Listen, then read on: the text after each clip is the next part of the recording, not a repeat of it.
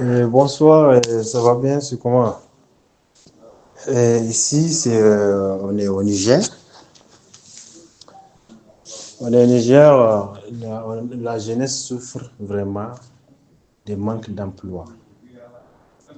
Plus précisément, les jeunes diplômés. Les jeunes diplômés souffrent tellement. Donc, c'est le plus grand motif de, de la migration nigérienne vers les États-Unis. Je peux expliquer. On avait, j'ai un voisin qui se nomme Zakari. Aujourd'hui, ça fait 10 ans qu'il est là-bas, plus de 10 ans même. Il s'est marié même avec une Américaine là, après 3 enfants. Ils se sont divorcés. Donc, il continue jusqu'à présent dans sa vie là-bas, mais il vient de temps à autre au Niger. Vraiment, lui, je peux dire que si on demande une personne qui a réussi, vraiment, lui, il a réussi dans sa vie. Et il n'a pas de gros diplôme, hein. Actuellement, je peux dire tous ses petits frères et ses petites sœurs ici au Niger, c'est lui qui finance leurs études, même leurs habits, tout, même ce qu'ils mangent, même toute la famille. Même.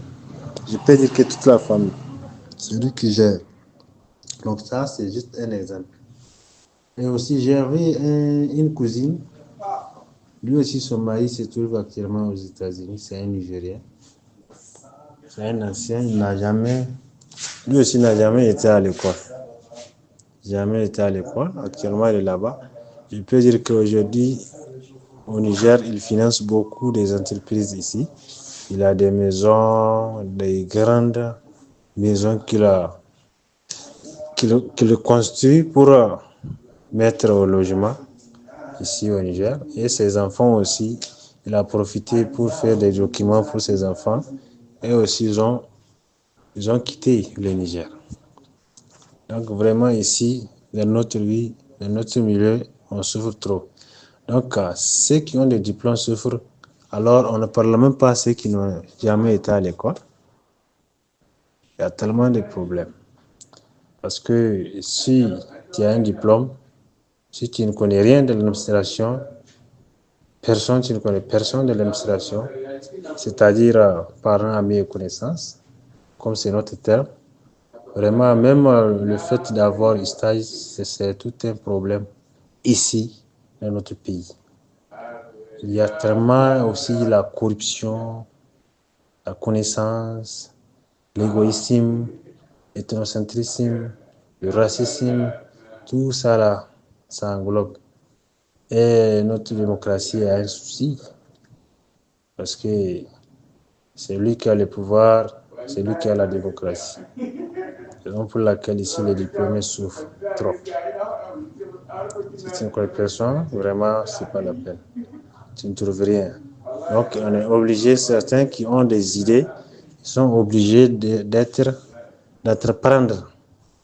Là aussi, parfois, ça demande du moyen aussi pour entreprendre. Donc, il y a des jeunes qui ont réussi pour entreprendre, mais c'est pas du tout facile. Parce que la majorité, tu dois collaborer avec ceux qui sont à l'étranger pour réussir, même si tu veux entreprendre.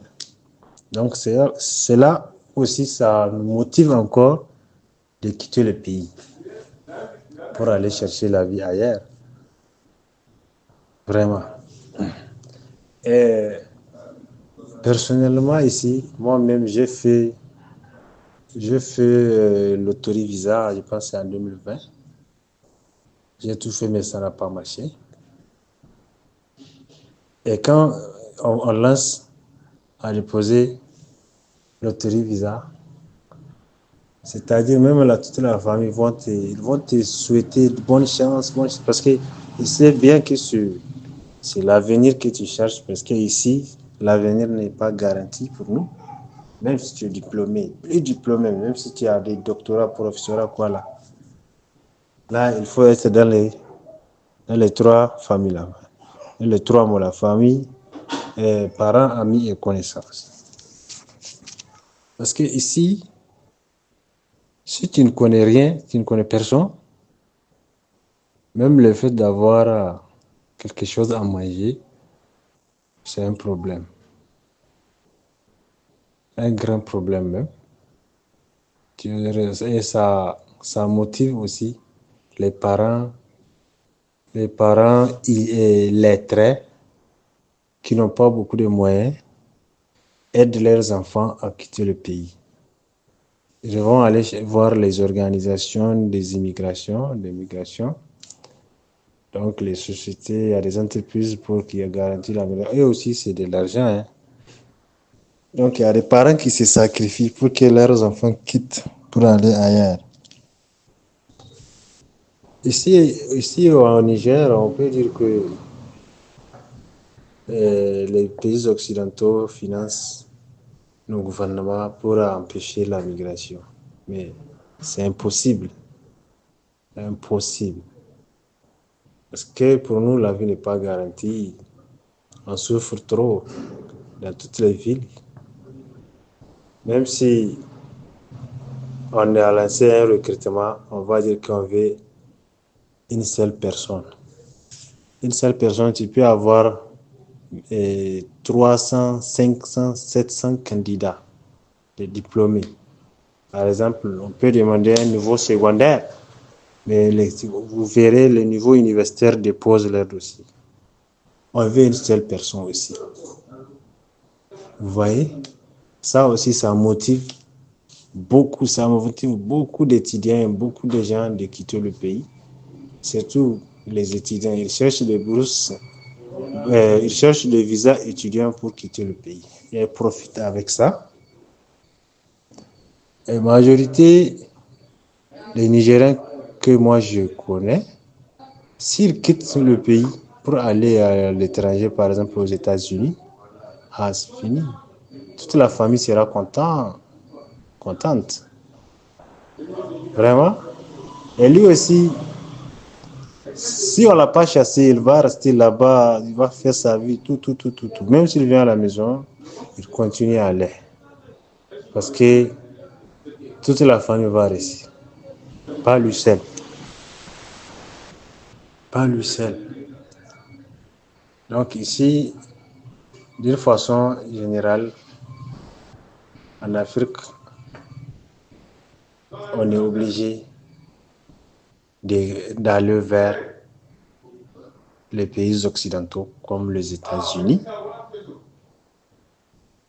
Et ceux qui ont cette idée aussi, c'est parce que ils ont un peu évolué dans la recherche de l'emploi et comprendre comment est la vie d'ici et la vie de là-bas. Même si la personne n'a jamais été,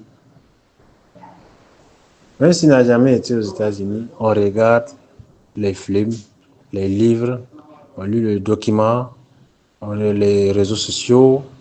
Donc on voit des exemples physiquement, nos voisins, nos cousins qui partent là-bas et revenir au Niger. On voit ce qu'ils font.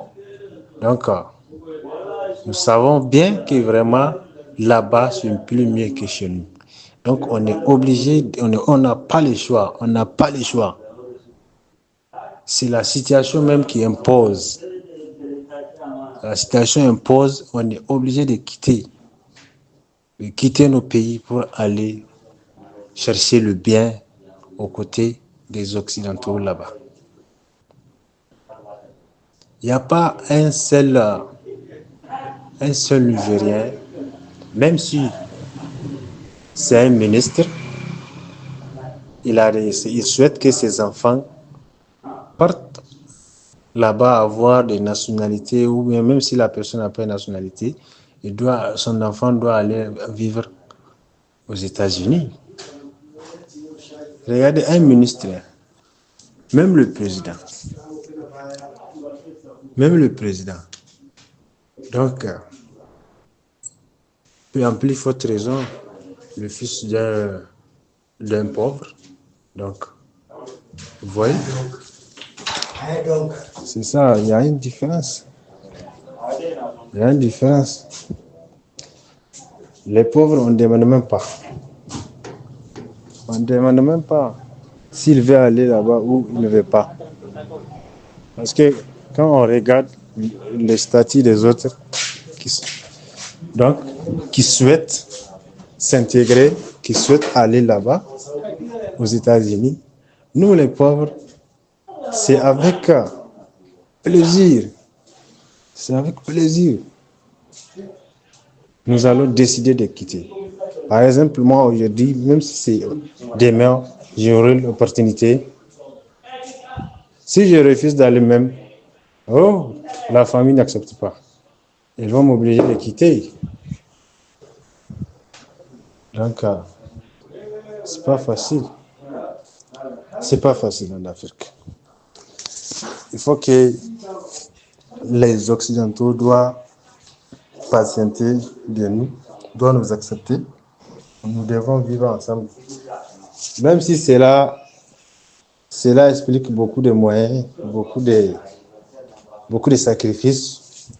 Nous ici, on est obligé de faire cette sacrifice à aller chercher obligatoirement. Il y a des gens qui font même plus de 20 ans. Chaque année, ils cherchent d'aller aux États-Unis, ici. Chaque année, ils cherchent d'aller aux États-Unis. Chaque année, ils échouent. Et ils ne découragent pas. Parce qu'ils savent qu'ici, ce n'est pas bon. La vie n'a pas garantie. L'avenir n'est pas garanti. Parce que quand on dit l'avenir, pas toi seul, tes enfants, ton arrière-arrière-enfants. Quand on regarde nos aînés, nos ancêtres, donc nous souhaitons pas être comme ils ont vécu dans la pauvreté. On est obligé de quitter.